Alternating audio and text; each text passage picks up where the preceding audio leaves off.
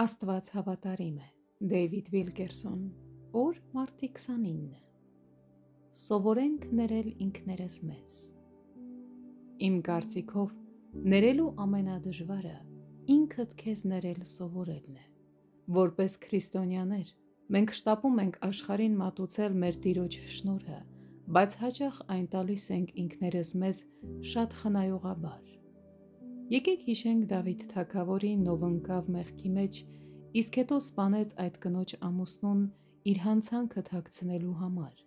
Երբ նրա մեղքը բացահայտվեց, Դավիթը զղջաց, և Տերը ուղարկեց Նաթան մարգարեին ասելու նրան. «Քո մեղքը ներված է»։ Թեև Դավիթը գիտեր, որ ներված է, նա կորցրեց ուրախությունը և աղոթեց. «Լսել տուր ինձ ցնծություն և ուրախություն, թող ցնծան այն ոսկորները, որ կոտրատեցիր։ Դարձյալ տուր ինձ քո փրկության ուրախությունը և կամավոր հոգով հաստատիր ինձ»։ Սաղմոս 51 գլուխ 8 և 12 խոսքեր։ Ինչու էր Դավիթն այդքան վրդովված,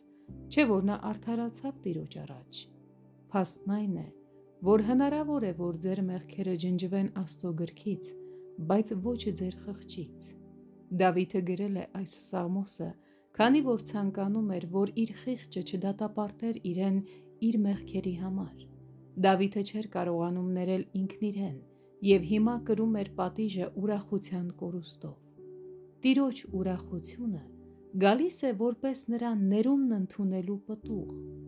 Պատմության ամենաազդեցիկ միսիոներներից մեկի Հադսոն Թեյլորի կենսագրությունը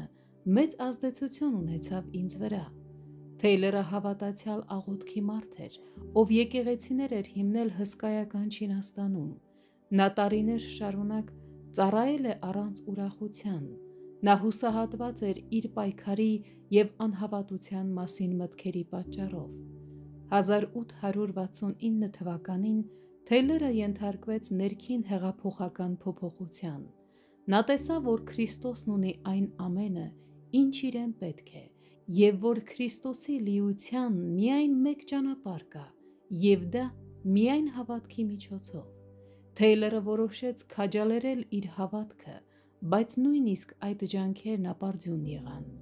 Վերջապես իր ամենամութ ժամին Սուրբ Հոգին նրան հայտնություն տվեց.